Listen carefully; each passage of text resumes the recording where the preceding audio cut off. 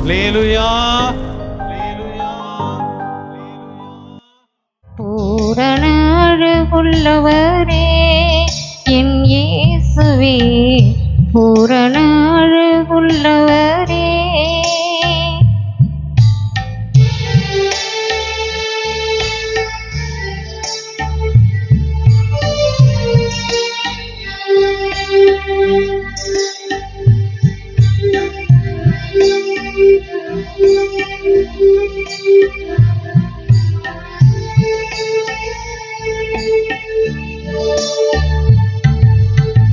பாவமதை போக்க வந்த தேவாட்டு குட்டியே, பரிசுத்த ரத்தம் இந்த ஜீவாதிபதியே.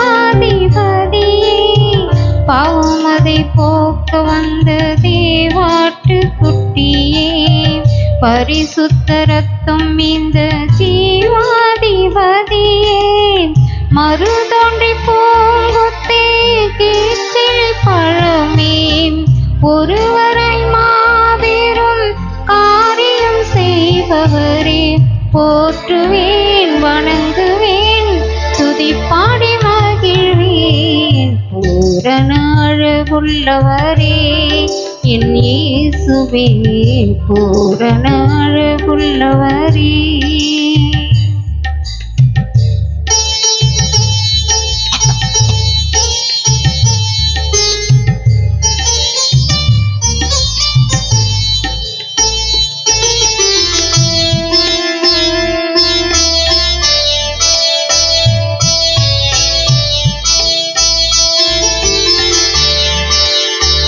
மனக்குல இருள் நீக்கும் நீதியின் சூரியனே, ஒருவரும் சேராத ஒளியில் இருப்பவரே. மனக்குல இருள் நீக்கும் நீதியின் சூரியனே, ஒருவரும் சேராத ஒளியில் இருப்பவரே. ஏக சக்கராதிபதி விடிவெள்ளி நட்சத்திரமே, அல்பாவும் மிகவும் ஆதியும் அந்தமுமே. போற்றுவேன் வணங்குவேன் துதிப்பாடி மகிழ்வேன். பூரண அழகுள்ளவரே என் இயேசுவே, பூரண அழகுள்ளவரே.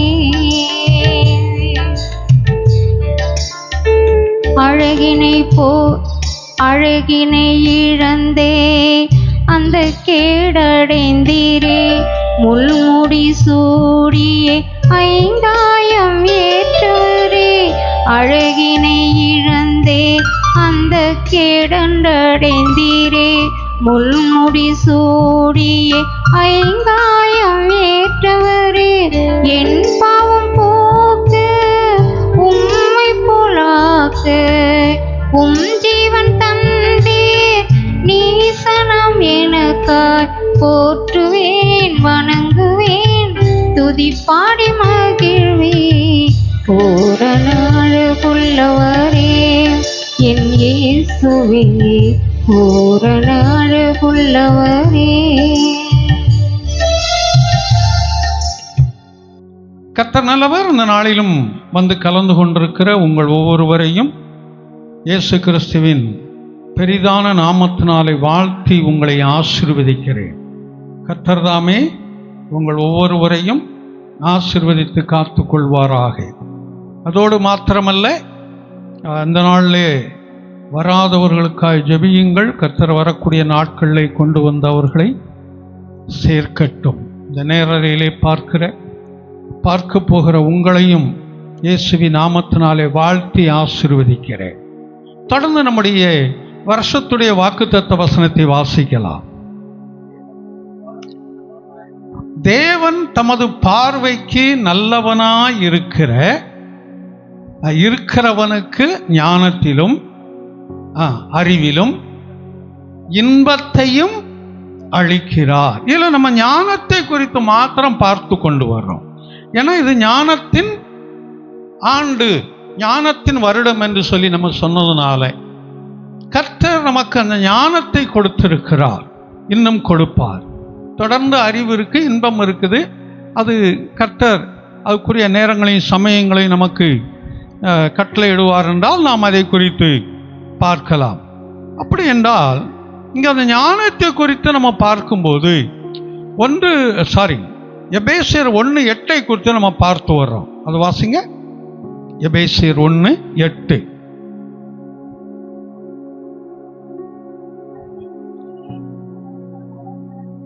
அந்த கிருபையை அவர் சகல ஞானத்தோடும் புத்தியோடும் எங்களிடத்தில் பெருக பண்ணினார்.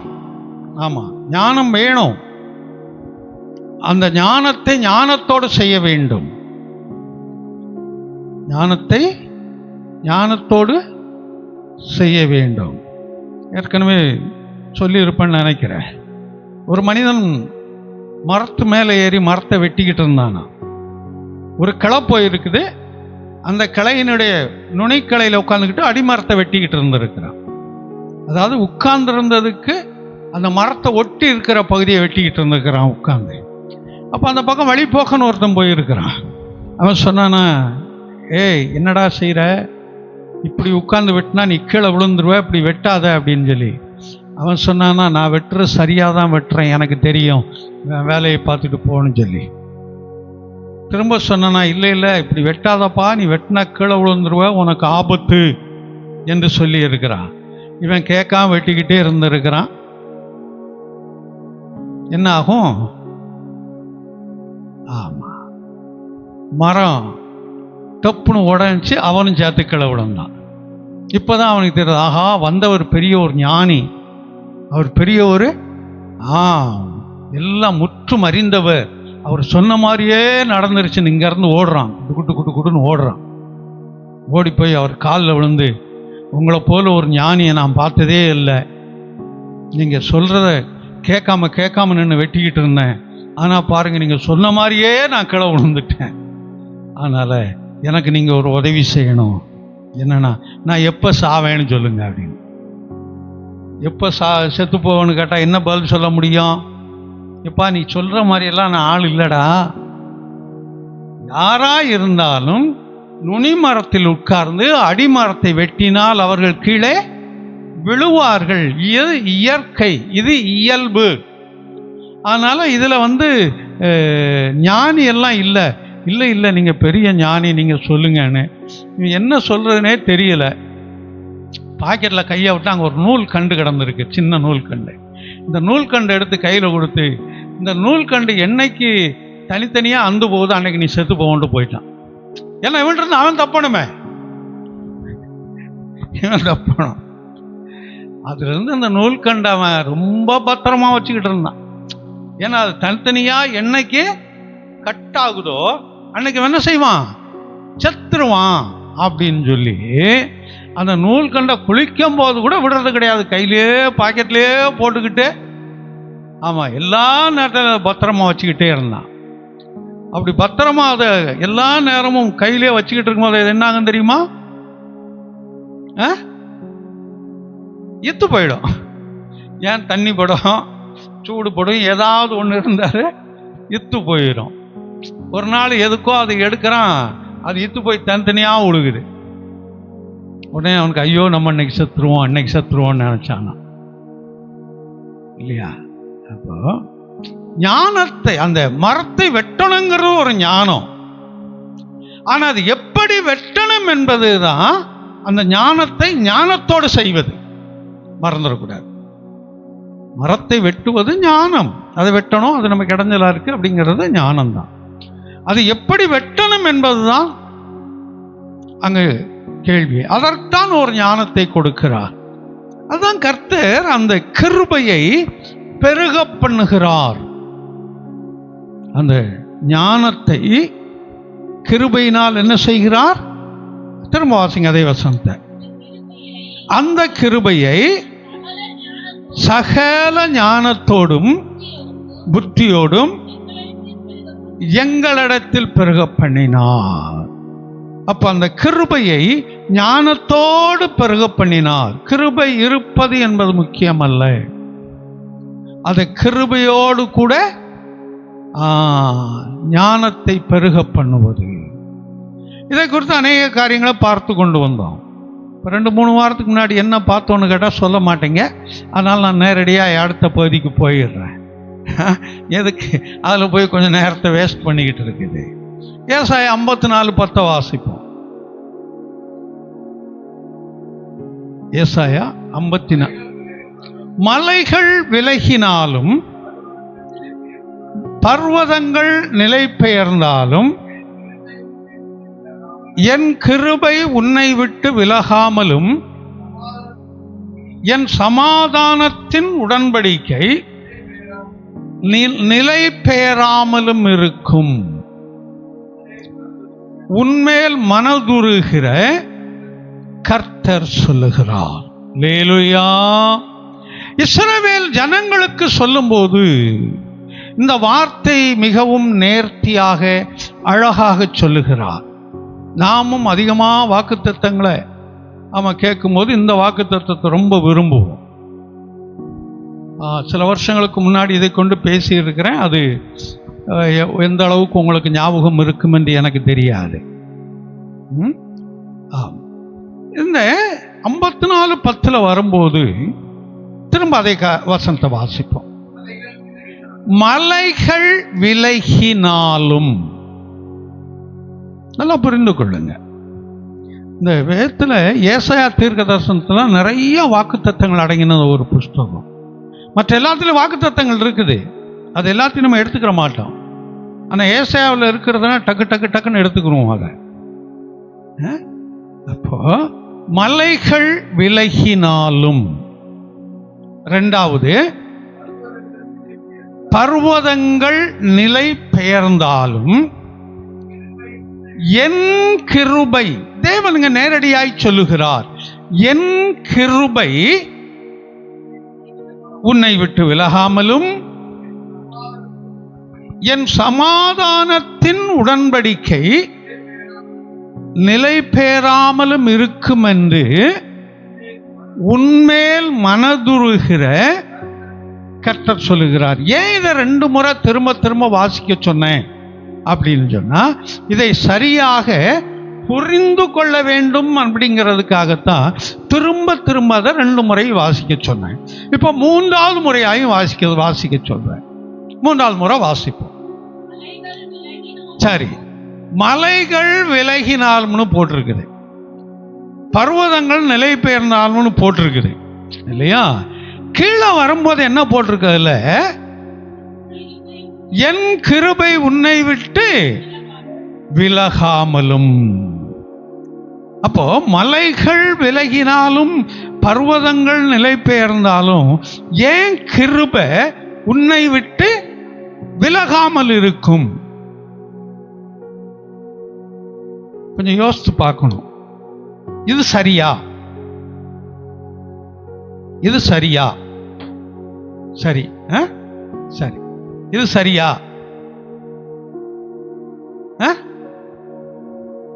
சரியா இல்லைன்னு சொல்லுங்க, அவ்வளவுதான். இல்லையா? அப்படின்னா 2ம் சொல்றது இல்ல. சரி, இப்போ மலைகள் விலகினாலும், நம்ம பொதுவா மலைன்னு சொன்னா என்ன சொல்றோம்? மலை என்று சொல்லும் போது நமக்கு இருக்கிற பிரச்சனைகள் இல்லையா? இது பொதுவா சொல்றது. பர்வதம் என்றால்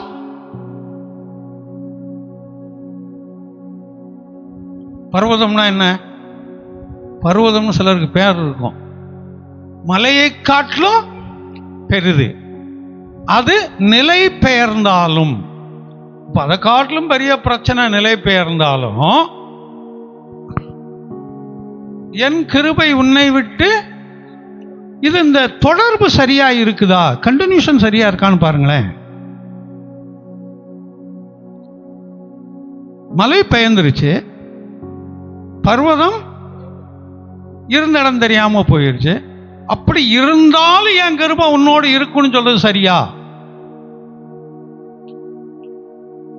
இந்த இடத்துல சரியா சொல்லி இருக்கோம்னா, மலை உனக்கு இருந்தாலும் பர்வதம் நிலைத்திருந்தாலும் என் கிருபை உன்னோடு இருக்க வேண்டும் சொல்றான், சரியா இருக்கும். அப்ப எப்படி இந்த இடத்துல இந்த வசனம் தப்பா? எப்படி தப்பா எழுதி வச்சிருக்காரு? இதைத்தான் சில வருடங்களுக்கு முன்னால் உங்களோடு பேசும்போதும் பேசினேன். அது இப்ப ஞாபகம் இருக்கான்னு எனக்கு நல்லா தெரியும். அது ஒன்றும் மாற்று கருத்து கிடையாது. மலை என்று சொல்லும்போது சபைக்கு ஒப்பாய் வேதத்தில் சொல்லி இருக்குது. பர்வதங்கள் என்று சொல்லும் போதும் மலைக்கு ஒப்பாய் சொல்லப்பட்டிருக்கிறது. சபைக்கு ஒப்பாய் சொல்லப்பட்டிருக்கிறது. பர்வதம் என்று சொல்லும் போது பரலோக ராஜ்யத்திற்கு ஒப்பாய் சொல்லப்பட்டிருக்கிறது. இப்ப அப்படி யோசித்து நீங்க கீழே உள்ள பகுதி யோசித்து பாருங்க, சரியா இருக்கும். அது சபையை விட்டு விலகினாலும் பர்வதத்திற்கு பரலோகத்திற்கு நீ தூரமானாலும் என் கிருபை உன்னை விட்டு விலகாமலும். அப்போ எப்பவுமே நான் அடிக்கடி சொல்றது போல வேத வசனங்களை அது யாருக்காக சொல்லப்பட்டது, எந்த சூழ்நிலையில் சொல்லப்பட்டது, எதற்காக சொல்லப்பட்டது, ஏன், எதற்கு, எப்படி, இப்படி சில கேள்விகளை கேட்டுக்கொண்டு வாசிக்கணும். அப்போதான் அவருடைய முழு அர்த்தங்களையும் முழு கருத்துக்களையும் நம்ம என்ன செய்ய முடியும்? சுதந்திரித்து கொள்ள முடியும். அப்ப இது இஸ்ரவேல் ஜனங்களுக்கு சொல்லப்பட்ட ஒரு வாக்குத்தத்தம் தான். இஸ்ரவேல் ஜனங்களுக்கு சொல்லப்பட்ட வாக்குத்தத்தமாய் இருந்தாலும் அவர்கள் வணங்கா கழுத்துள்ள ஜனங்கள் அப்படின்னு சொல்லி வேதத்தில் வாசிக்கிறோம். அவங்க யார்? வணங்கா கழுத்துள்ள ஜனங்கள். அப்ப அவங்கள பார்த்து சொல்றாரு, நீ சபைக்குள்ள வராம போயிட்டாலும் பரலோக ராஜ்யத்துக்கு நீ தூரமானவர்களாய் இருந்தாலும் நான் உன்னை நேசிக்கிறபடியினால், நான் உன்னை அழைத்தபடியினால் என் கிருபை உன்னை விட்டு விலகாது என்று சொல்லுகிறார். ஆனா நமக்கு அது அல்ல. இது பழைய ஏற்பாட்டின் காலத்தில் சொல்லப்பட்ட காரியம். அது புதிய ஏற்பாட்டில் அந்த ஞானஸ்நானம் எடுத்து கர்த்தரோடு ஐக்கியமாய் இருக்கிறவர்கள் கர்த்தரை சரியான நிலையில் தேடி அவரை பிடித்து கொண்டு அவருக்குள்ளாய் வைராக்கியம் பாராட்டுகிறவர்களோடு தான் அந்த கிருபை இருக்கும். பரலோக ராஜ்யத்துக்கு தூரமாய் இருப்பவர்களுக்கும் சபையை விட்டு விலகி இருப்பவர்களுக்கும் அவருடைய கிருபை கூட இருக்காது. ஆனால் அவருடைய எதிர்பார்ப்பு அவர்களை நோக்கி இருந்து கொண்டிருக்கும். மறந்துடக்கூடாது. என் மகன், என்னுடைய மகள் எப்பொழுது என்னை நோக்கி வருவார்கள் என்று அந்த எதிர்பார்ப்பு அவருக்கு இருக்கும். ஆனால் அந்த பரலோக ராஜ்யத்திற்கு அவர்கள் தூரமானவர்கள் தான். பரலோக ராஜ்யத்திற்கு தூரமானவர்கள் தான். என்றைக்கு அவரோடு கூட ஐக்கியமாகிறார்களோ அன்றைக்கு அந்த கிருபையை கொடுக்கிறார். அதை புதுப்பித்துக் கொள்ளும்படி. இது கூட புதுப்பிக்கிறது கூடாத காரியம்னு வேதம் சொல்லுது. உங்களுக்கு தெரியுமான்னு தெரியல. எங்க சொல்லியிருக்குன்னு தெரியுமா? எபிரேயர்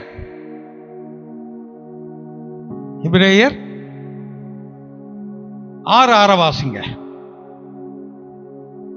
எபிரேயர் 6:6. மறுதலித்து போனவர்கள் தேவனுடைய குமாரனை தாங்களே மறுபடியும் சிலுவையில் அறைந்து, மறுதலித்து போனவர்கள் என்ன செய்யறாங்களாம்? ஆமா, குடிகாரன் திரும்பவும் குடிகாரனாய் மாறும்போது, விபச்சாரக்காரன் திரும்பவும் விபச்சாரக்காரனாய் மாறும்போது, திருடன் மீண்டும் திருடனாய் மாறும்போது, கொலைகாரன் திரும்பவும் கொலைகாரனாய் மாறும்போது, எந்த தவறான பழக்கத்தை விட்டு வெளியிலே வந்தானோ திரும்பவும் அதிலே போய் அவன் சிக்கிக் கொள்ளும் போது, அதிலே மாட்டிக்கொள்ளும் போது அவன் என்ன செய்யக்கூடியவனாய் இருக்கிறானா? தேவனுடைய குமாரனை, யாரை? இயேசுவை மறுபடியும், ஏற்கனவே ஒரு முறை சிலுவையில் அறையப்பட்டார், இப்ப மறுபடியும் சிலுவையிலே அறைந்து, அதான் வாசிக்கிறோம். மறுபடியும் சிலுவையிலே அறைந்து. ஆமா, அப்ப கர்த்தரை தேடாதபடி மனம் போன போக்கிலே ஒருவர் இருப்பார்கள் என்று சொன்னால் அவர்கள் திரும்பவும் என்ன செய்கிறார்களாம்? இயேசுவை சிலுவையிலே அறைகிறார்கள். இதனுடைய அந்த சாபம் அவர்களோடு நிற்பது அல்ல, அந்த குடும்பத்திற்கும் அது தொடரும். அவங்க நினச்சிக்கிடுவாங்க, அவன் தாங்க அப்படி செய்கிறான், அவ தாங்க அப்படி செய்கிறா, நான் என்ன செய்வேன்?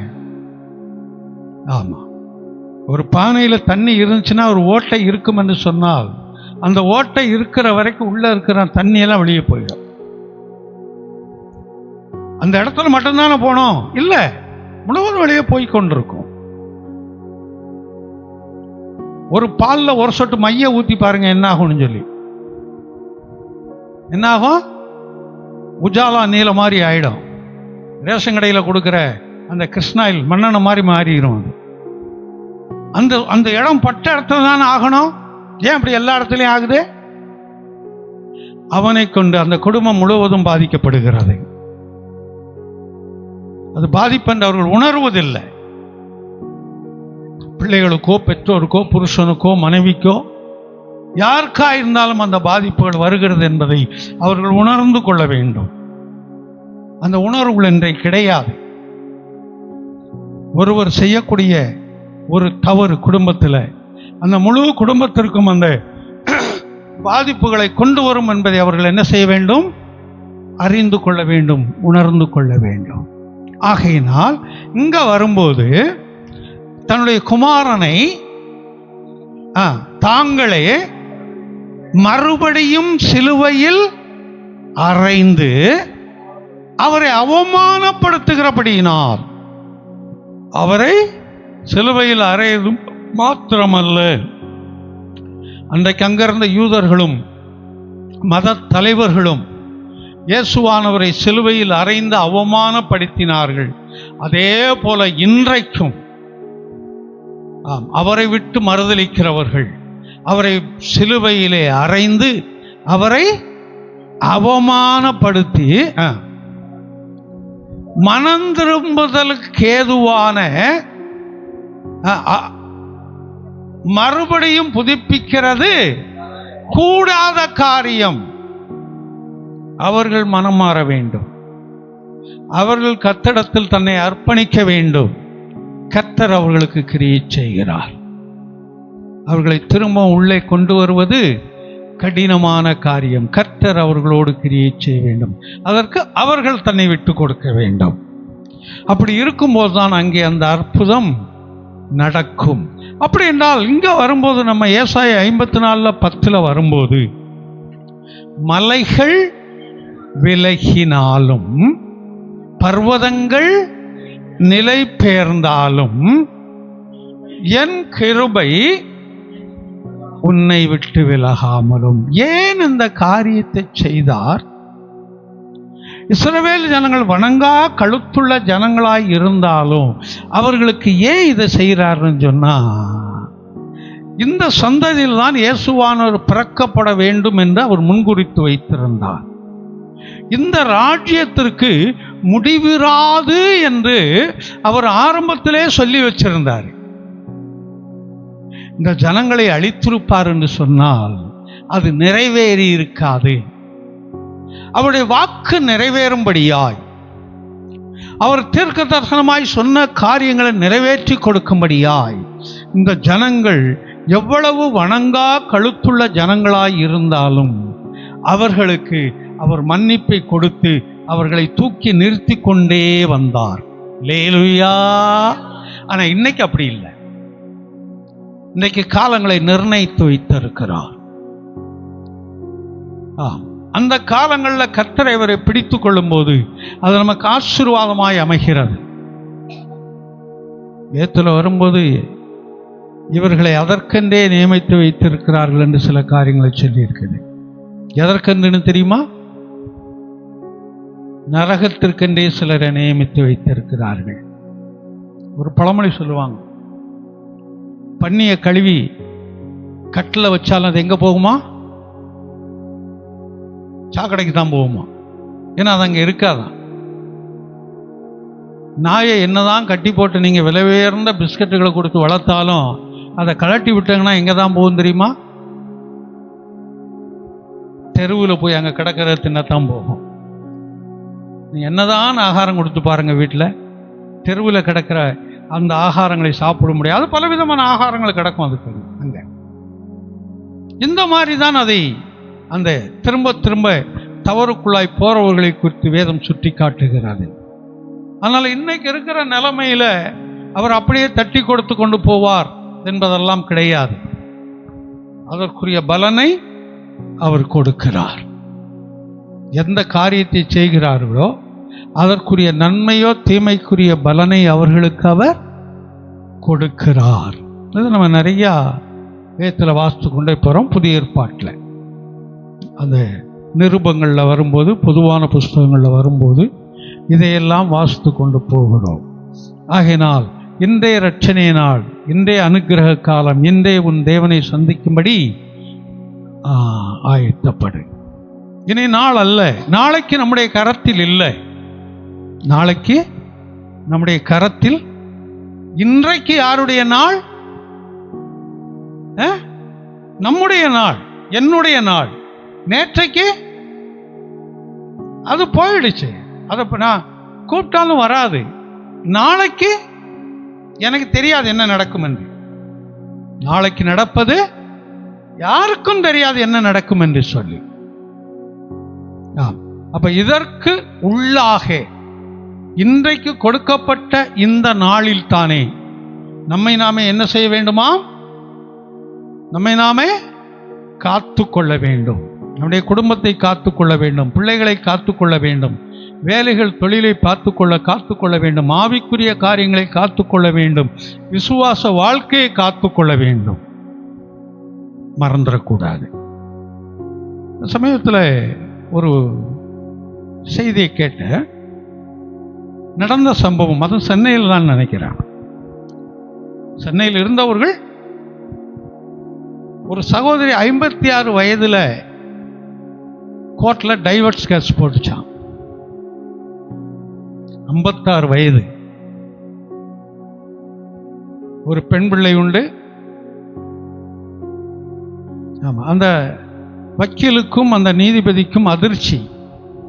ஏமா 56 வயசுல நீ விவாகரத்து கேட்கிறாய்? உன் புருஷன் மோசமானவரா? இல்லைங்க, ரொம்ப நல்லவர். வேற ஏதாவது டார்ச்சர் கொடுப்பாரா? அப்படியெல்லாம் ஒன்றும் இல்லைங்க, ரொம்ப தங்கமானவர்.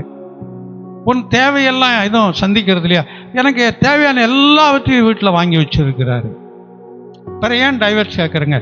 நான் வாழ்ந்த வாழ்க்கை போதுங்க, எனக்கு டைவர்ஸ். நான் வாழ்ந்த வாழ்க்கை போதும். எத்தனை வருஷம் வாழ்ந்திருக்கிறோமா? 30 வருடங்கள் அவரோடு கூட வாழ்ந்திருக்கிறேன். 30 வருடங்கள் அவரோடு கூட வாழ்ந்திருக்கிறேன். எனக்கு போதும், எனக்கு டைவர்ஸ் கொடுத்துருங்க.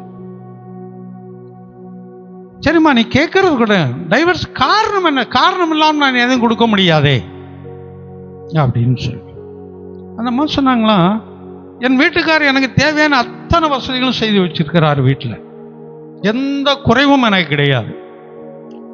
அவர் ஒரு அரசு அலுவலகத்தில் வேலை செய்கிறதுனால அடிக்கடி அந்த டிரான்ஸ்ஃபர்கள் வரும், மாற்றுதல் வரும்போது அலுவலகத்திற்கு அருகாமையில் தான் வீடு பார்ப்பார். அவர் அருகாமையில் வீடு பார்த்து அங்கே தங்கி இருப்போம். காலையில் எந்திரிச்சு அவருக்கு ஒரு டிஃபன் வைக்கணும், 2-3 சட்னி சாம்பார் வைக்கணும். இது காலை உணவு அவருக்கு. 10 மணிக்கு அல்ல 11 மணிக்கு வீட்டுக்கு வருவார். ஏன்னா ஆபீஸ் பக்கம், அது டீ டைம். இங்கே வரும்போது அவருக்கு ஏதாவது சுண்டலோ வடையோ இல்லை காலையில் கொடுக்குற ஒரு ஸ்நாக்ஸ் ஒன்று கொடுத்து காஃபியோ டீயோ கொடுக்கணும். அதே போல் மதியானம் 1 மணிக்கு வருவார். 1 மணிக்கு வரும்போது அவருக்கு ஆகாரம் எடுக்கணும், 2-3 கூட்டு பொரியல் இருக்கணும், சாம்பார் இருக்கணும், ரசம் இருக்கணும், மோர் இருக்கணும். அதே போல் 4 மணிக்கு வருவார், 3 அல்ல 4 மணிக்கு வருவார். அந்த டீ பிரேக் அது. அப்போ அவருக்கு சூடாய் பஜ்ஜியோ வடையோ இருக்க வேண்டும், அதோடு டீயோ காஃபியோ கொடுக்கணும். அதே போல் இரவில் வரும்போது அவருக்கு ஆகாரம் கொடுக்கும்போது அவருக்கு தேவையான டிஃபன் ஏதாவது செய்து கொடுக்கணும். அதுக்கு வேண்டிய சாம்பாரோ சட்னியோ ஏதோ வைத்து கொடுக்கணும். இது எல்லாம் 3 வேளையும் இல்லாவிட்டால் அந்த 5 நேரமும் சூடாய் இருக்க வேண்டும். காலையில் இருக்கிற மதியானம் எடுத்துக்கிற மாட்டாரு, மதியானம் இருக்கிற ராத்திரி எடுத்துக்கிற மாட்டாரு. 3 வேளைக்கும் புதிதாய் நான் செய்ய வேண்டும். அதனால போதும் நான் வாழ்ந்தது போதும். இந்த ஜட்ஜி கேட்டாரா, இவ்வளவு நாள் எப்படிமா நீ அப்ப இருந்த அவரோடு? இவ்வளவு நாள் இப்ப டைவர்ஸ் கேட்டு வர்றையே, இப்பதான் இந்த சம்பவமா? இல்ல, திருமணமான நாள்ல இருந்து இதுதான். அப்ப இவ்வளவு நாள் எப்படி இருந்தேன்? எனக்கு ஒரு பெண் பிள்ளை உண்டு, அது படித்து மேல வர வேண்டும், ஆகையினால் இவ்வளவு நாள் இருந்தேன். சரி, படிச்சு மேல வந்துருச்சுன்னா நீ அப்ப வந்திருக்கலாமே. இல்ல, அதுக்கு திருமணம் பண்ணணும். திருமணம் ஆயிடுச்சு. ஆயிடுச்சு. எவ்வளவு நாள் ஆச்சு? 2 வருஷம் ஆச்சு. அப்ப ஏன் இவ்வளவு தாண்டி வந்த? திருமணமானால் ஒரு குழந்தை பிறக்கும் என்று சொன்னால் சரியா இருக்கும். இல்லைன்னா அதுக்குள்ள ஏதாவது மகளுக்கு பிரச்சனைன்னு சொன்னா நான் தனியாய் நின்று அதை பார்க்க முடியாது. ஆனால் என் வீட்டுக்கார் வேண்டும் என்று இருந்தேன். என் பிள்ளை வெல் செட்டில்டு, என் மகள் நல்ல இப்போ ஒரு ஒரு ஒரு நிரந்தரமான ஒரு காரியத்துக்கு வந்து விட்டாள். நல்ல குடும்பம், நல்ல புருஷன், போன இடம் நல்ல ஒரு சிறந்த இடம், ஒரு குழந்தையும் உண்டு. நான் இவரோடு வாழ்ந்த வாழ்க்கை போதும், எனக்கு நீங்க டைவர்ஸ் கொடுத்துருங்க அப்படின்னு சொல்லி கேட்டாலும் அது டைவர்ஸ் கொடுத்தாங்களாம். குடும்ப பிரச்சனை நம்ம நினைத்து கொள்றோம். அதை நான் கூட முன்னாடி எல்லாம் அந்த பழைய குழம்பெல்லாம் சாப்பிட மாட்டேன். இப்போ ஒரு 3-4 வருஷமா அது சாப்பிட்டுக்கிறேன். முன்னாடி அந்த ஒரு நேரம் வைக்கிறது அடுத்த நேரம் சாப்பிட மாட்டேன். அதுக்கு பதில் தண்ணியாவது ஊற்றிக்கிறவேன், இல்லை மோரை ஊற்றிக்கிறவேன், இல்லை ஊறுகாயாவது போட்டு பரட்டி சாப்பிட்டுக்கிறவேன். ரசம்னா மட்டும் இருந்தால் 2 நாள் தான் குடிப்பேன், வச்சு சாப்பிட்டுக்கிறேன். இப்போ பழகிக்கிட்டேன். ஆமாம், அது 2 நாள் வச்சாலும் அதை வச்சு குடிக்கிற மாதிரி, அதை வச்சு சாப்பிட்ற மாதிரி கற்றுக்கிட்டேன். வேறு என்ன பண்ணுறது, சூழ்நிலை அது. மாற்றிக்கொள்ள வேண்டியதில் மாற்றிக்கொண்டு தான் ஆக வேண்டும். இல்லை, என்ன சொல்ல வர்றேன்னு சொன்னா, ஒரு குடும்பத்தில் ஒருவர் செய்யக்கூடிய அந்த தவறுகள், ஒருவர் செய்யக்கூடிய அந்த பாவமான காரியங்கள் அந்த முழு குடும்பத்திற்கும் அங்க எதை கொண்டு வந்துடுது? பிரச்சனையை கொண்டு வருகிறது. அங்கு ஒரு சாபத்தை கொண்டு வருகிறது. அவங்க வாழும்போது வாழ்றதெல்லாம் எதுக்காகன்னு சொல்லுவாங்க? பிள்ளைகளுக்காகத்தாங்க வாழ்றேன், இல்லைன்னா எப்பவோ விட்டு போயிருப்பேங்க. நான் குடும்பமாவது மண்ணாங்கட்டியாவது, புருஷனாவது மண்ணாங்கட்டியாவது, மனைவியாவது எரும மாடாவது அப்பவே விட்டு போயிருப்பேங்க. இந்த பிள்ளைகளுக்காகத்தாங்க நான் பார்த்துக்கிட்டு இருக்கிறேன்னு சொல்லுவாங்க. ஆனா இவர்களை அறியாதபடி பிள்ளைகளுக்கு சாபத்தை தேடி வைக்கிறார்கள் என்பதை அவர்கள் அறிந்து கொள்றதில்லை. சங்கீதத்தில் அதான் வாசனம், அவர்கள் கனிகள் பூமியில் இராதபடி போயிடும், அவர்கள் சந்ததிகள் மனுப்புத்தரல் இல்லாதபடி போயிடும். கர்த்தரை விட்டு விலகக்கூடியவர்கள், கர்த்தரை விட்டு பின்மாற்றத்திலே போகக்கூடியவர்கள், அவர்கள் அழிந்து போவது மாத்திரமல்ல, அவருடைய சந்ததிகளுக்கு சாபத்தை தேடி வைக்கிறார்கள் என்பதை அவர்கள் அறிந்து கொள்றதில்லை. அதில் நாம் எச்சரிக்கையாய் இருக்க வேண்டும், அதில் நாம் ஜாக்கிரதையாய் இருக்க வேண்டும். பெரியவர்கள் நாம் ஒரு காரியத்தை செய்து கொண்டு பிள்ளைகளை அதை செய்யாதே என்று சொன்னால் அவர்கள் செய்வார்கள். சில வேளை நேரம் செய்ய மாட்டாங்க, கண்களுக்கு மறைவாய் செய்து கொண்டு இருப்பார்கள். ஏனென்றால் பெற்றோர்கள் அதை செய்கிறோம், காலப்போக்கில் நேரடியாய் செய்ய ஆரம்பிப்பார்கள். நாம் செய்யாமல் இருந்து அவர்கள் செய்யக்கூடிய காரியங்களை இதை செய்யாதே என்று தடுப்போம் என்றால் அவர்கள் அதை செய்ய மாட்டார்கள். ஏனென்றால் பெரியவர்கள் நாம் அதை என்ன செய்யவில்லை. நாம் செய்து கொண்ட ஒரு காரியத்தை பிள்ளைகளை செய்யாதே என்று கண்டிப்போம் என்றால் கண்டிக்க முடியாது, அவர்கள் அதிகமாய் செய்வார்கள். மேலும் கண்டிப்போம் என்றால் நீ என்ன கேட்கிறது, ஒன்ன நீ பார்த்துக்கோ, நீ ஒழுங்கா, நீ யோக்கியமான திரும்ப கேட்பாங்க. இதுக்கு பயந்துக்கிட்டே நம்ம கேட்கறது கிடையாது. அவங்ககிட்ட இந்த வார்த்தை திரும்பி வந்துருச்சுன்னா இதனால என்ன செய்யறதில்லை, கேட்கறதில்லை. இப்ப நாம் என்ன செய்ய வேண்டும்? முதலாவது நம்ம குடும்பத்தை காத்துக்கொள்ள வேண்டும், நம்மை காத்துக்கொள்ள வேண்டும், நம்மை ஒழுங்குக்குள்ளாய் கொண்டு வர வேண்டும். அப்படி இருக்கும்போதுதான் அவருடைய கிருபை நம்மை விட்டு விலகாமலும். அல்லேலூயா. இந்த வீட்டு ஜெபத்தை குறித்து சொல்லணும்னு நினைக்கிறேன். சிலர் வீட்டு ஜெபம் என்னைக்கு வைப்பாங்கன்னு நினைக்கிறாங்க, என்னைக்கு சிலர் எப்போ வீட்டு ஜெபம் வைப்பாங்க நம்ம இருக்கக்கூடாதுன்னு நினைக்கிறாங்க போல இருக்கு. ஆமாம், எப்போ வீட்டு ஜெபம் வச்சாலும் ஊருக்கு ஓடிடுறாங்க, அங்கே இருக்கிறது இல்லை. அப்போது அந்த வார்த்தைகள் அவங்களுக்கு பிடிக்கல. எப்படி குடும்பத்தில் ஆசீர்வாதம் இருக்கும்? சபைய ஆசீர்வாதம் என்பது வேறு, சபையில் கொடுக்குற வார்த்தைகள் வேறு. வீட்டு ஜெபம் எதற்காக வைக்கிறோம்? வீட்டில் இருப்பவருடைய ஆசீர்வாதத்திற்கு வழி என்ன, அந்த ஆசீர்வாதத்தை எப்படி சுதந்திரித்துக் கொள்வோம் என்பதை கேட்கறதுக்காகத்தான் குடும்பத்துடைய ஆசீர்வாதம். அப்போ என் குடும்பத்துக்கு ஆசீர்வாதம் வேண்டாம், நான் இருக்கிற மாதிரியே இருக்கிறேன், நான் அன்னைக்கு இருக்க மாட்டேன் அப்படின்னு என்ன வந்துருச்சு போல இருக்குது இல்லையா? குடும்ப ஜெபம் இருக்குன்னு தெரியாம போயிட்டா பரவாயில்ல, குடும்ப ஜெபம் இருக்குன்னு தெரிஞ்சே போனா அப்ப அந்த ஜெபத்தை என்ன செய்யறது?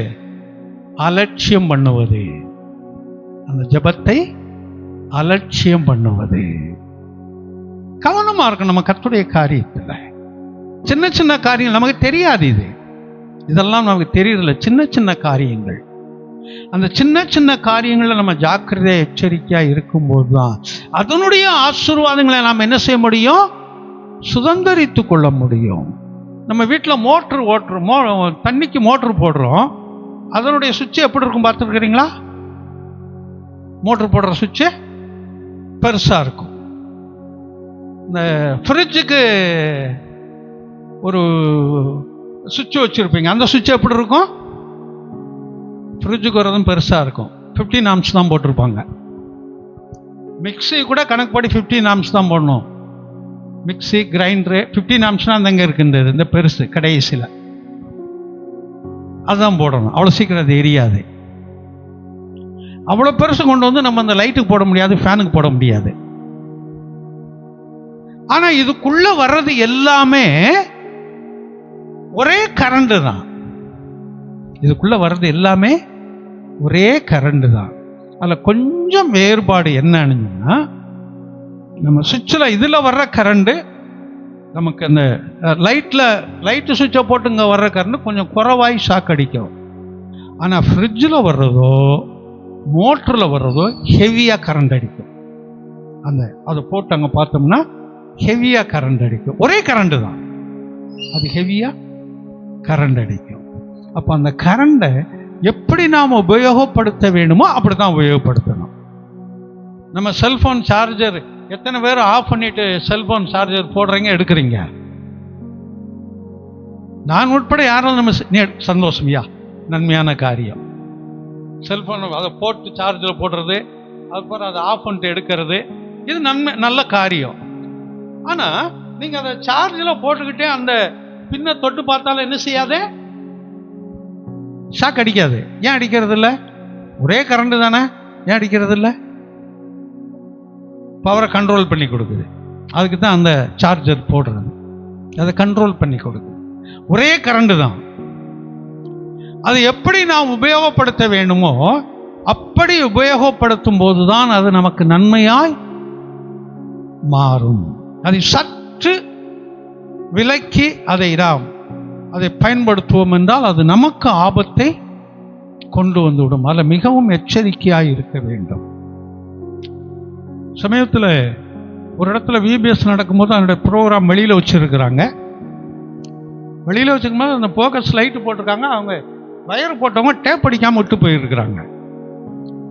பக்கத்தில் இருந்த பிள்ளைகளுக்கெல்லாம் ஒரு மாதிரி அந்த விறுவிறுன்னு ஷாக் வந்துக்கிட்டே இருந்திருக்கு. இன்னும் அந்த செல் எடுக்கிறவங்க, ஃபோட்டோ எடுக்கிறவங்க எல்லாருக்கும்.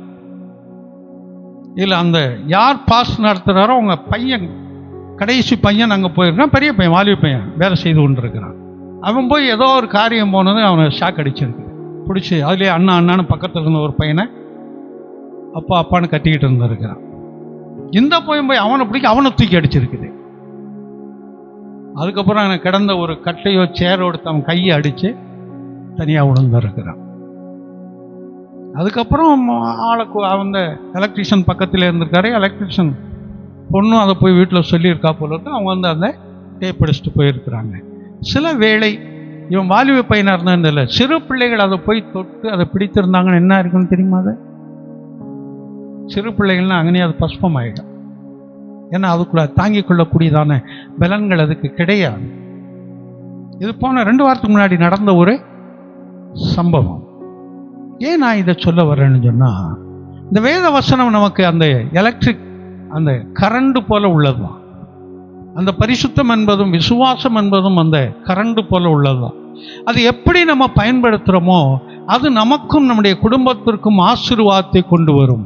இல்லாவிட்டால் அதுவே நமக்கு பிரச்சனையாய் மாறி போகும். அதில் எச்சரிக்கையாய் ஜாக்கிரதையாய் இருப்போம். இப்போ இங்கே வரும்போது அந்த மலைகள் விலகாமலும், திரும்ப அதே வசனத்தை வாசிப்போம். மலைகள் விலகினாலும் பர்வதங்கள் நிலை பெயர்ந்தாலும் என் கிருபை உன்னை விட்டு விலகாமலும் என் சமாதானத்தின் உடன்படிக்கை. இதுக்காகத்தான் அதை அங்க நிறுத்துறாரு. இஸ்ரவேல் ஜனங்களோட ஒரு சமாதான உடன்படிக்கை பண்ணியிருந்தாரு. ஆமா, இந்த ராஜ்யத்துக்கு முடிவிராது, உலகத்தை ஆளப்போகிறவர் இதிலிருந்து பிறப்பார் என்று ஒரு சமாதான உடன்படிக்கை செய்து கொண்டு வந்தார். ஆபிரகாமோடும் ஈசாக்கோடும் யாக்கோபோடும் இந்த உடன்படிக்கை செய்தே வந்து கொண்டிருந்ததுனால அவர்களுக்கு இந்த காரியங்களை கொடுக்கிறார். நமக்கு இது அல்ல, மறந்துடக்கூடாது. நமக்கு இது அல்ல, அதிலிருந்து நம்மை காத்து கொள்ள வேண்டும். அவருடைய கிருபையை நமக்கு கொடுக்கிறார். விலகாமல் இருக்கிறது. ஆனா கர்த்தரை விட்டு விலகாதபடி நாம் நம்ம என்ன செய்ய வேண்டும்? காத்து கொள்ள வேண்டும். அநேக நேரம் கர்த்தரை விட்டு விலகிறது நமக்கு தெரியாது. நம்முடைய பார்வையில் நாம் யாராய் இருக்கிறோம்? சரியாய் இருக்கிறோம். நம்முடைய பார்வையில் நாம் சரியாய் இருக்கிறோம். ஆமா, சகோதரர்களுக்கு அப்படி இல்லைன்னு இல்லை. சகோதரிகளுக்கு வேணா சொல்றேன், வீட்டில் போய் பாருங்க. உங்கள் பீரோவை கொஞ்சம் திருப்பி, பீரோவை கொஞ்சம் திறந்து உள்ளே இருக்கிற புடவைகளெல்லாம் எடுத்து கொஞ்சம் மடிச்சாவது வைங்க. இல்லைன்னா அப்படியே விட்டீங்கன்னா அந்த ஒரு 6 வருஷம் 7 வருஷம் தாண்டி நீங்கள் எடுத்தீங்கன்னா அந்த மடிப்பு போடா விழுந்து அப்படியே கிழிஞ்சு போயிருக்கும். இந்த புடவை எப்போ எடுத்தேனே எனக்கு தெரியல, எனக்கே ஆச்சரியமாக இருக்குது, இந்த புடவை எப்போ எடுத்தோம்னு அப்படின்னு சொல்லி நீங்களே யோசிக்க வேண்டிய நிலைமையில இருக்கும்.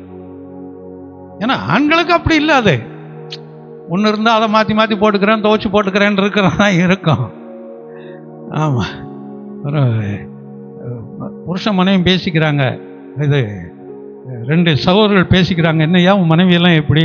என் மனைவியெல்லாம் ரொம்பவங்க, ஆமாம், எது ஒன்றுன்னா என் காலில் விழுந்து மன்னிப்பு கேட்டுருவாங்க அப்படின்னு. அவன் சொல்கிறான், எங்கள் மனைவி கூட நல்லவங்க, நான் எது செஞ்சாலும் பார்த்துக்கிட்டு இருப்பாங்க, அதெல்லாம் பிரச்சனை இல்லை. ஆனால் மனைவி காலில் விழுகிறத காட்டிலும் உனக்காவது எப்பாவது விழுவாங்க. ஆனால் நான் பீரோவை திறக்கும் போதெல்லாம் என் மனைவி காலில் விழுகிறாங்க, எனக்கு ரொம்ப சந்தோஷம் அது. ஏன்னா பீரோ திறக்கும் போதெல்லாம் புடவைக்களை விழுகுதான், தொப்புன்னு கால். ஏன்னா அவ்வளோ இருக்கு, உள்ள காலிலே விழுந்துக்கிட்டு இருக்குதான். இவனுக்கு அது ரொம்ப மகிழ்ச்சியாம். ஏன் அவ விழுக்காட்டலாம், அவன் புடவையாவது விழுதே காலில். ஏன்னா வர வழி கிடையாது, அந்த அளவுக்கு என்னவா மகிழ்ச்சியா. அப்படித்தான் இருக்கு இன்னைக்கு காலங்கள், வேற வழி கிடையாது, அப்படித்தான் இருக்குது. அப்போ நாம் எதை எப்படி காத்து கொள்ள வேண்டுமோ அப்படி காத்து கொள்ளணும். அதனால இந்த விலையேறப்பட்ட புடையெல்லாம் 1 வருஷத்துக்கு ஒரு எடுத்து தண்ணியில் சும்மா லேசாக அலசிட்டு நிழலில் காய வச்சு மடிச்சு வைப்பாங்க. நம்ம யாரும் அப்படி பண்றது இல்லைன்னு வைங்க, அது இருக்கட்டும். அப்போ நாம் நம்முடைய விசுவாச வாழ்க்கையை, நம்முடைய ஆவிக்குரிய வாழ்க்கையை நாம் சரியாய் காத்து கொள்ளவில்லை என்று சொன்னால் அது ஒன்றுக்கும் பயனற்றதாய் போய்விடும். அந்த கிருபை நம்மோடு கூட இருக்காது. அந்த கிருபை நம்மோடு கூட இருக்க வேண்டும் என்று சொன்னால் நம்முடைய விசுவாச வாழ்க்கையை நாம் காத்து கொள்வோம். அந்த கடைசி வரல என்ன வாஸ்தவம்? அதை என் கிருபை உன்னை விட்டு விலகாமலும் சமாதானத்தின் உடன்படிக்கை நிலை பெயராமலும் இருக்கும். அவரை விட்டு நாம் விலகாமல் இருப்போம் என்றால் நமக்கு கொடுத்த அந்த சமாதானத்தின் உடன்படிக்கை நம்மை விட்டு மாறாதபடி இருக்க நமக்கு உதவி செய்வார். அல்லேலூயா. நீதிமொழிகள் 3:3 கூட வாசிங்க. நீதிமொழிகள் 3:3. கிருபையும் சத்தியமும் உன்னை விட்டு விலகாதிருப்பதாக 2 காரியத்தை இங்கே கோடிட்டு சொல்லுகிறார். ஞானியாகிய சாலமன் சொல்லும்போது 2 காரியத்தை கோடிட்டு சொல்றார். ஒன்று என்னது? கிருபை. 2வது சத்தியம். இது 2 உன்னை விட்டு பிரியாதிருப்பதாக. சத்தியம் என்றால் என்ன? வேத வசனம். ஆமா, அது எந்த வசனத்தில் வாசிக்கிறோம்? சமயத்தில் சொன்னேன். சமயத்தில்னா அது ஒரு 5-6 மாசம் இருக்கும், உடனே இல்லை, 2-3 மாசம் இருக்கும் சொன்னேன். இந்த வருஷத்துல சொன்னேன். ஆனா யோவான் 17:17 வாசிங்க.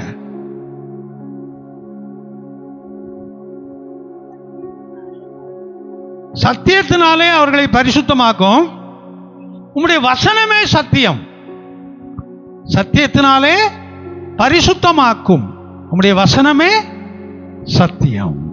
அப்ப இந்த வேத வசனம் நம்மை விட்டு விலகாமல் இருக்கும்போது என்ன நடக்குது?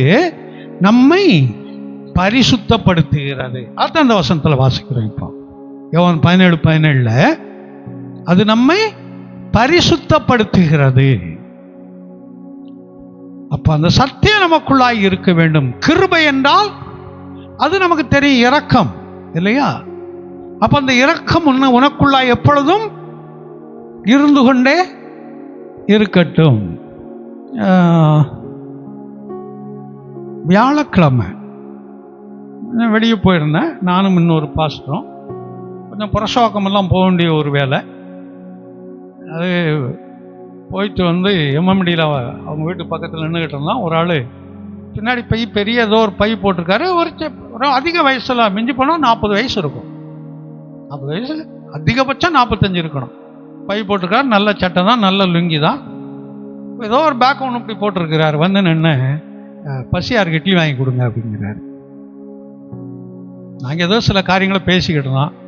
நான் சொன்னேன், கடையில் போய் கேளுங்க அப்படின்னு. இட்லி என்ன பக்கத்தில் கடையா இருக்கு? இல்லை, கடையா இருந்தாலும் நான் வாங்கி கொடுக்க போறேன். ஆள் நல்லா இருக்கிறான், என்ன ஏதோ திட்டிக்கிட்டே போறான். அவன் என்ன திட்டினான்னு தெரியல. நாங்கள் 2 பேரும் சில காரியங்களை, சில குடும்ப காரியங்கள்னு பேசி கொண்டிருந்தோம் அந்த இடத்துல. அது இரவு மணி 8 மணி இருக்கும்னு நினைக்கிறேன். சாயங்காலம் ஒரு 7:45, 8 இருக்கணும். இன்றைக்கு அந்த இரக்கம், பாத்திரம் அறிஞ்சு பிச்சையிடுன்னு சொல்லுவாங்க. பாத்திரம் அறிந்து பிச்சையிடு. யாருக்கு தானம் பண்ண வேண்டுமோ அவர்களுக்கு தானம் பண்ணணும். எல்லாருக்கும் முடியாம இருக்கிறாங்க, கஷ்டத்தில் இருக்கிறாங்க, அவங்களுக்கு உதவி செய்யணும். நல்லா இருக்கிறவங்களுக்கு நம்ம உதவி செய்யணும், இறக்கப்படணுங்கிற அவசியம் இல்லை. நிறைய வேத வசனங்கள் அது சொல்லுது. ஆமா, அப்போ யார் கொஞ்சம் பார்த்தா நமக்கு தெரியும் ஆட்கள் கஷ்டப்படுறாங்க, உண்மையிலே இருக்கிறாங்கன்னு. அவங்களுக்கு நம்ம உதவி செய்யறது தப்பு இல்லை. கடன் வாங்கி உதவி செய்யணுங்கிறதுல நம்மகிட்ட இருக்கிறத ஏதோ ஒன்றை கொடுத்து அவர்களுக்கு உதவி செய்யலாம். இங்க வரும்போது கிருபையும் சத்தியமும் உன்னை விட்டு விலகாதிருப்பதாக தொடர்ந்து வரும்போது, நீ அவைகளை கழுத்திலே பூண்டா வெங்காயமா?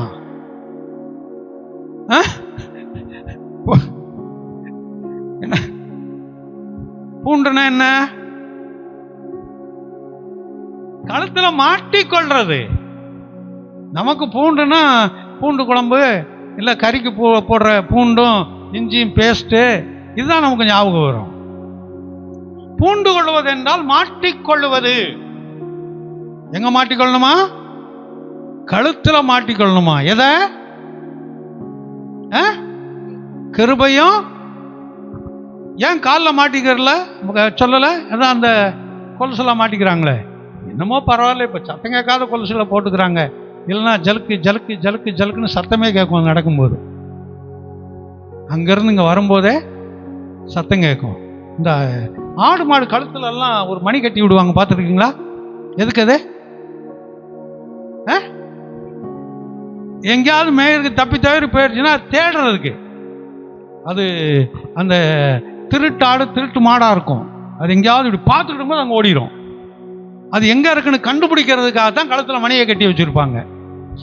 அதனால பழைய நாட்களில் அது கட்டி வச்சாங்களா என்னன்னு தெரியல காலில். ஆமாம், எங்கே போகிறா, எத்தனை மணிக்கு வாரா, எந்த இடத்துக்கு போகிறான்னு பார்க்கறதுக்காக காலில் அதை கொலுசுன்னு கட்டி வச்சாங்களா என்னன்னு தெரியல. சலுக்கு சலுக்கு சலுக்கு சலுக்குன்னு சத்தம் கேட்கட்டும்னு. அதெல்லாம் நாங்கள்லாம் உஷாரில்லை. இப்போ மணி இல்லாத கொலுசை போட்டுக்கிறோம்ல.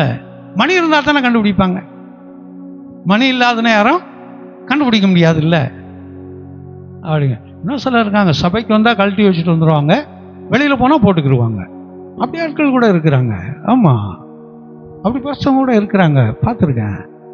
ஆமாம், என்ன அதே போல் இந்த பொட்டு பார்த்தீங்கன்னா சபைக்கு வந்தால் பொட்டு வைக்க மாட்டாங்க, வெளியில் போனால் பொட்டு வச்சுக்கிடுவாங்க. அதையும் பார்த்துருக்கிறேன். என்ன பாருங்க நீங்கள். ஆமாம், அப்படியெல்லாம் இருக்கிறாங்க நிறையா. ஏன் வேஷம் போடணும்? எல்லா இடத்துலையும் ஒரே மாதிரி இருக்கும். எல்லா இடத்துலையும் இந்த கண்மையை குறிச்சும் கொலுசை குறிச்சும் ஒரு நாளைக்கு உங்களுக்கு பேசுகிறேன். ஏத்துல இருக்கிறத சொல்கிறேன், இல்லாத ஒன்று நான் சொல்ல போகிறதில்ல. ஏத்துல இருக்கிறதை நான் சொல்லுகிறேன். ஏன்னா சொந்தமாக திட்டினா தான் ஏற்றுக்கிற மாட்டேங்க. வேதத்தில் இருக்கிறத சொன்னால் என்ன செய்வீங்க? ஏற்றுக்கொள்வீர்கள்னு எனக்கு தெரியும். அப்போ இங்க எங்க என்ன சொல்லி இருக்குது? கழுத்திலே உண்டு. கழுத்துல ஏன் போட சொல்லி இருக்குது? பார்க்கிறவங்களுக்கு அதான் தெரியும். அதான் கழுத்துல போட சொல்லி இருக்கு. காலில் போட்டிருந்தா தெரியாது. அவங்க போட்டிருக்கிற ஆடைகள் மறைத்து கொள்ளும். ஆமா, அதனால கழுத்திலே பூண்டு. தொடர்ந்து வாசிப்போம். இருதயமாகிய பலகையில் எழுதிக்கொள். லேலுயா. நோட்டில் எழுதி வைக்கிறதுங்கிறது பெரிதல்ல.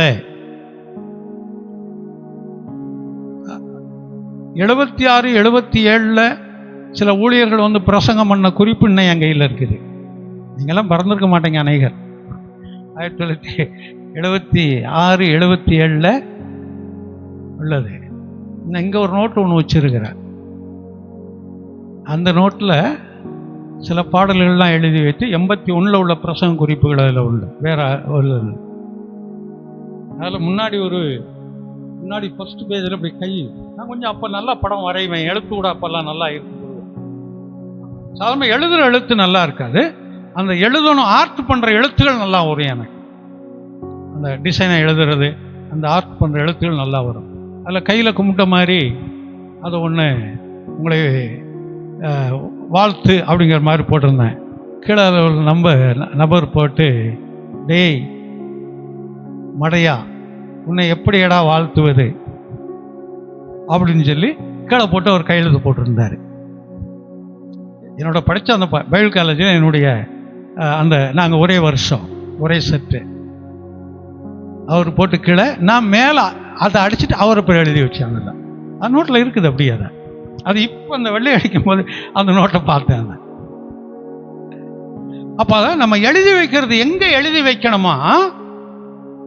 இருதய பலகை. இதில் எழுதி வைக்கிறது மாறி போயிடும், அதை பிரித்து பார்க்கறது இல்லை. ஆனால் நம்முடைய இருதய பலகையில் அது எழுதி வைப்போம் என்றால் அது என்றைக்குமே என்ன செய்யாது? மாறாது, மறையாது. நாம் எந்த நேரத்தில் எந்த வார்த்தைகளை சொல்ல வேண்டும் என்று அந்த வசனங்கள், அந்த வார்த்தைகள் நமக்கு என்ன செய்யும்? அதிலிருந்து வெளியிலே புறப்பட்டு வரும். அப்போ இந்த வார்த்தைகளை நம்முடைய இருதய பலகையில நம்ம எழுதி கொள்வோம் என்று சொன்னால் அவருடைய கிருபை நம்மை விட்டு விலகாது மாத்திரமல்ல, கிருபைகள் பெருகும்படியாய் உதவி செய்கிறார். லேலுயா. அப்ப என்ன விலகினாலும் என்ன ஒதுங்கினாலும் அவருடைய கிருபை நம்மோடு இருக்க வேண்டும் என்றால் நம்முடைய சத்தியத்தையும் கிருபையையும் கழுத்தில் பூண்டு கொள்வதென்றால் அநேகருக்கு சாட்சியாய் இருப்பது, மாதிரியாய் இருப்பது, அப்படி வைத்து கொண்டு நாம் கடந்து போவோம் என்றால் இருதய பலகையிலே எழுதி கொள்வோம் என்றால் அது நமக்கு மிகுந்த ஆசீர்வாதத்தை கொண்டு வரும். கர்த்தர் இந்த வார்த்தைகளை ஆசீர்வதிக்கட்டும். அப்படியே முழங்கால் படியிடுவோம், கண்களை மூடுவோம், ஜெபம் பண்ணுவோம். நல்ல ஒரே ஒரு வசனத்தை பார்த்திருக்கிறோம். ஏசாயா 54 மலைகள் விலகினாலும் பர்வதங்கள் நிலை பெயர்ந்தாலும் என் கிருபை உன்னை விட்டு விலகாமலும். அவருடைய கிருபை நம்மோடு கூட இருக்கும். எப்பொழுது? அவரை பிடித்து கொள்ளும் போது, அவருக்கு பிள்ளைகளாய் இருக்கும்போது. இல்லை என்றால் ஒரு மனிதன் செய்யக்கூடிய தவறு, அந்த ஆமான் என்ற ஒரு மனிதன் செய்த தவறு இஸ்ரவேல் கோத்திரத்தில் முழு ஜனங்களுக்கும் பாதிப்பை கொண்டு வந்தது. அந்த ஆகாதானவாகவே போயிட்டான். கேயாசி ஒரு மனிதன் செய்த தவறு அவன் சந்ததிக்கெல்லாம் குஷ்ரோகத்தை கொண்டு வந்துச்சு. தேவனுக்கு தூரமானார்கள். ஒரு மனிதன் செய்யக்கூடிய தவறு முழு குடும்பத்திற்கும் பாதிப்பை கொண்டு வருகிறது. நாம் எப்படி இருக்கிறோம்? அவருடைய கிருபையில் வளர கற்றுக்கொள்கிறோமா? வேத வசனத்தை இருதயத்தில் எழுதி கொள்கிறோமா? அதை நம்ம நினைவு கூறுவோம். இந்த நாள் வார்த்தைகளை தொடர்ந்து கர்த்தர் நமக்கு ஆசீர்வதித்து கொடுக்கும்படி, பிசாசான இந்த வார்த்தைகளை எடுத்து போடாதபடி எல்லா கரங்களை உயர்த்தி கர்த்தரை ஸ்தோத்திரிப்போம். ஆமென். இதில் சேர்ந்து சொல்லுவோம், என் ஆத்துமாவே கர்த்தரை ஸ்தோத்திரி, என் முழு உள்ளமே பரிசுத்த நாமத்தை ஸ்தோத்திரி. என் ஆத்துமாவே கர்த்தரை ஸ்தோத்திரி, அவர் செய்த சகல உபகாரங்களை மறவாதே. ஆமென். நம்முடைய கர்த்தராக இயேசு கிறிஸ்துவின் கிருபையும் பிதாவாகிய தேவனுடைய அன்பும் பரிசுத்த ஆவியானுடைய ஆலோசனை வழிநடத்தலும் சமாதானம் நம் அனைவரோடும் கூட, வரத்திடைப்பட்ட கர்த்தருடைய பிள்ளைகளோடு கூட, வேலைகள் தொழில்கள் படிப்போடு கூட இன்றும் என்றும் சதா காலங்கள் நிலைத்திருப்பதாக. ஆமென். அல்லேலூயா, அல்லேலூயா. எல்லாருக்கும் ஸ்தோத்திரம், எல்லா ஸ்தோத்திரம்.